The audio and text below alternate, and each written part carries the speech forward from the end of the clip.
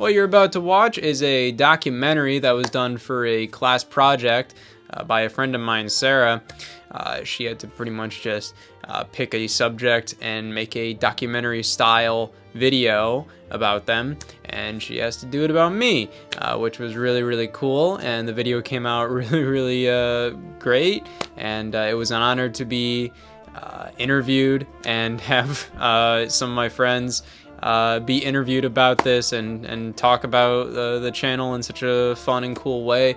And I asked her if she'd be okay with me putting this up on this channel, and she said yes. So this is just kind of a quick little fun documentary about the Scott the Woz channel, and you know, what I did to make it back in late 2020. So this was all still done back when I was in that old apartment, and I believe this was done like right before me and Sam got together and filmed all those like outdoor shots for the console launches episode. So just to give you a time frame as to when this was made.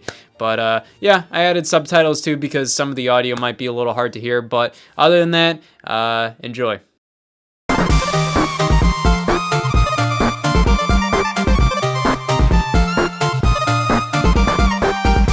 Hey y'all, Scott here.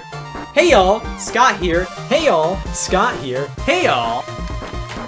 Hey y'all, Scott here. I'm Joe Robertson. I am a friend of Scott's, been a friend of Scott's for quite some time. My name's Jeffrey Pullman Beshik. Good friends of Scott. We worked together for quite a few years, and I'm in a few of his videos. Hi, my name is Scott Wozniak. I run the YouTube channel Scott the Woz. It uploads every single week as a show, Scott the Woz, which is a comedic video game variety show, where every single week kind of focuses on a new topic within the video game industry. Very personality driven, it's very comedy driven, but I've been doing that ever since early 2017. That was the first episode of that show. Whoa! Agnetmeister! Well, and I've been working just within art, medium art, for ever since I can remember. That's always kind of been like my general interest. And yeah, the YouTube channel was just kind of like a thing that I wanted to do as a hobby. After that, it just kind of kept growing steadily until now, where it has 1.2 or so million subscribers. And I never would have really expected it to grow to that. I would have been happy if it stopped at like 100,000. I would have been happy if it stopped at like probably like 50,000. I think just getting to that point, I never would have expected. I definitely thought Scott's channel would blow up, because if you got the consistency and you got the quality of Scott's videos, I knew 100% it was going to blow up. I always thought Scott had potential to be a big star, but did I think it was going to get to the size that it is today? Probably not. It's a really big channel. The views he gets are huge, and stuff that you just don't imagine your friend doing. So I'm extremely proud of him and all that he's done and how he's gotten so far. I've always generally liked video games in terms of just like, oh, this is a really cool medium and whatnot. What really drove me to make it a part of the channel was just the fact that I didn't really make a lot of friends based on that interest. I just kind of like, it just kind of was this giant buildup that just exploded in 2017. Video games are a lot easier to just make topics about, and it kind of gives you a lot more creative freedom. I think video games are something where everybody's experience with them is different. It just makes it a lot easier to craft like a show around. Well, video games just kind of make the channel, give the channel first off like a reason for people to want to visit it, but then they stay for the more comedic stuff, and they stay for more of the personality of the channel. What I think makes Scott's channel special is the fact that he's got a really set format, really set schedule.